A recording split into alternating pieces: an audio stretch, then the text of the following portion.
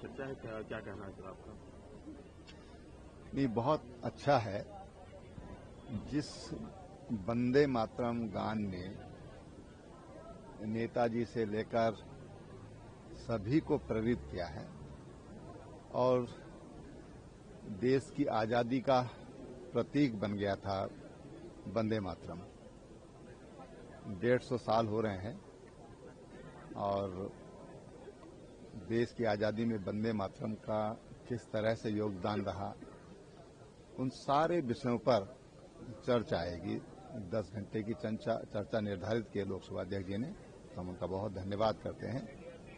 आखिर इस बहाने देश के लिए किस किस तरह से कुर्बानियां दी गई हैं, किन लोगों का वंदे मातरम के प्रति क्या रवैया रहा, वो सारी चीजें सामने आएंगी। सर, आपको लगता है कि वंदे मातरम का जो एक स्टेज था उसके साथ न्याय नहीं हो पाया आजादी के बाद?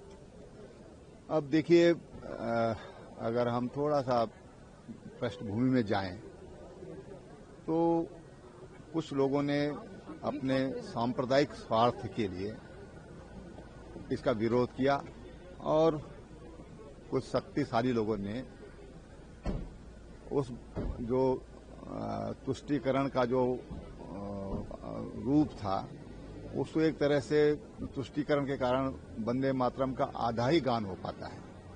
तो सारे विषय आएंगे। मैं समझता हूं कि विस्तृत चर्चा होनी चाहिए। बहुत अच्छा मौका है।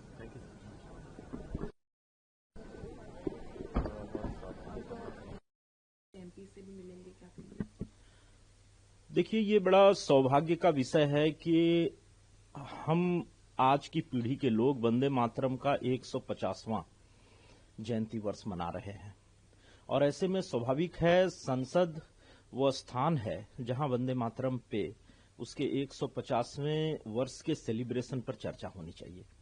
और ये बड़ा गर्व का विषय है कि प्रधानमंत्री जी स्वयं इस चर्चा को प्रारंभ करने वाले हैं। वंदे मातरम केवल एक गीत नहीं बल्कि इस देश में हजारों ऐसे हमारे स्वतंत्रता सेनानियों की बलिदान की गाथा समेटे हुए एक ऐसा दस्तावेज है जिसको आने वाली पीढ़ियां याद रखें। इस दृष्टि से संसद में आज की चर्चा एक बहुत महत्वपूर्ण भूमिका निभाने वाली है। वंदे मातरम को लेकर के कई प्रकार के विवाद पूर्व में भी उपस्थित किए जाते रहे हैं।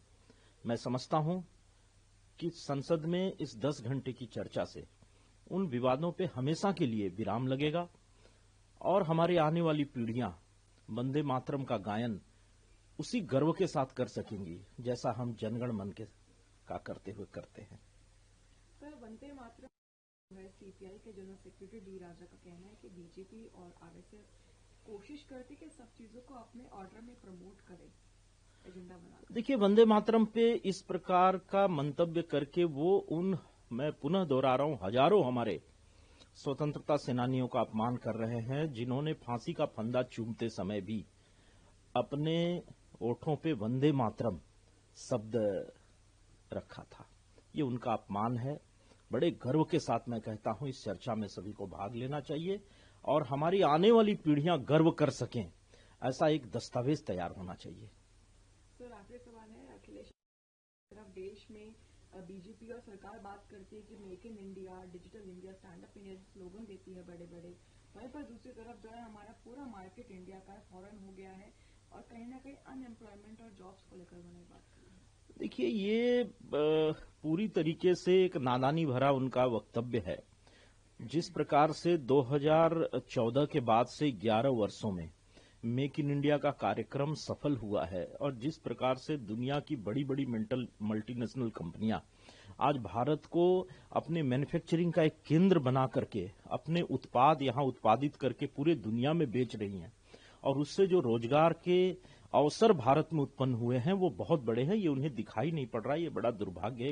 एक राजनेता होने के नाते उन्हें दिखाई पड़ना चाहिए।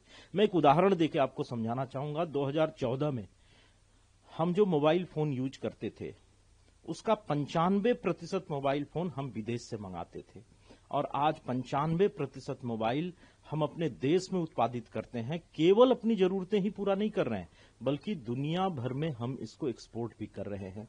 और ये मैन्युफैक्चरिंग की गतिविधियां उनके ही प्रदेश उत्तर प्रदेश में बड़ी मात्रा में होती हैं। नोएडा में कई कंपनियां हैं जो विदेशी मल्टीनेशनल कंपनियों के ब्रांड को भारत में मैन्युफैक्चर कर रही हैं। थोड़ा उनको निरपेक्ष होकर के भारत की इस प्रगति का आकलन करना चाहिए, अध्ययन करना चाहिए।